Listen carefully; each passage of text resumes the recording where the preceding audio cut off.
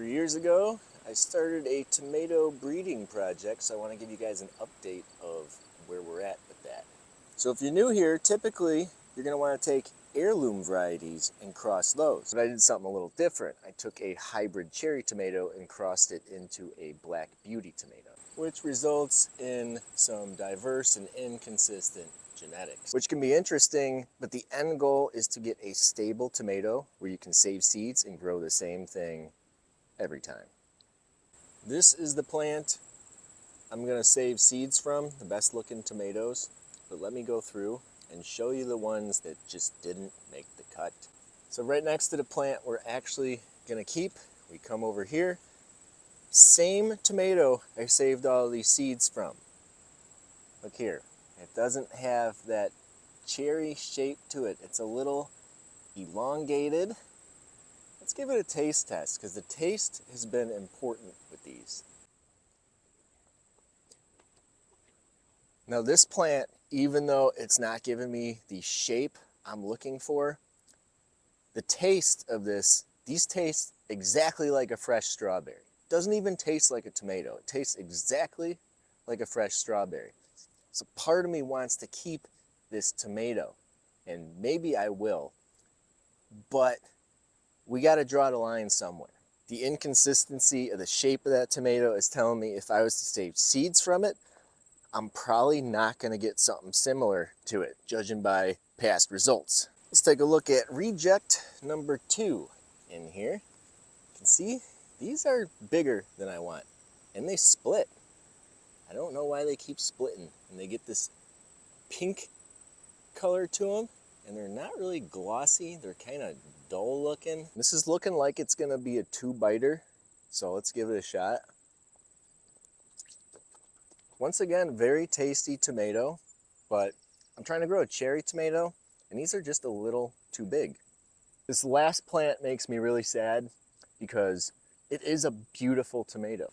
I mean, just look at the color of these tomatoes as they're starting to ripen from the green to the black and red.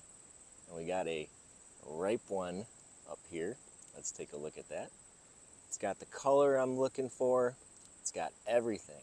Now, unless something has changed, this is not going to go too well.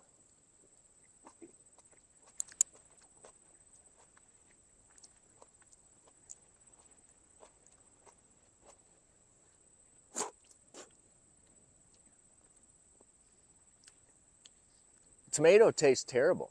I don't know why. It's got this like harder inside to it. It's just really hard to describe. It's not even like acidic. It's like if you're smelling Windex or something. It's just probably the worst tomato I've ever had. And here's the other kicker to it. Look at it. It's got blight. None of these other ones get blight because the genetics that are in them are blight resistant.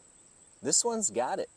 Definitely don't want that. And this is just terrible. I mean, this plant up here, I mean, just look at all these tomatoes this thing is putting out. It's just every single sucker off this. It's got so many fruits on it, and it's just a terrible tasting tomato, and it gets blight. Now, somebody out there would take this beautiful tomato, take some nice pictures of it, stabilize it, and get it on the market because people are going to see the pictures and want to buy it. And there's plenty of tomatoes like that. Look good, taste like trash. So let's finish off with the tomatoes we're going to keep. They got a little bit of water spot on them from the hose here, from watering my pumpkins. But these are the color I'm looking for here.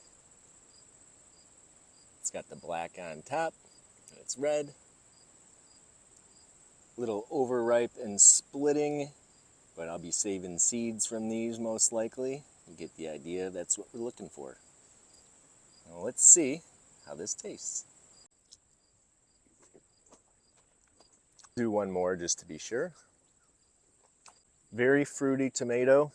Does not have the extreme strawberry taste like the reject next to it, but it does have that fruity taste that we found over the years of finding the best tomato plants, saving seeds and regrowing them, trying to get a consistent tomato. And this tomato looks like the original cross I made 3 years ago. So this tomato is gonna be the winner. I'll be finding the best looking tomatoes on this plant and saving seeds from them. Next year, we'll grow out the F4 generation.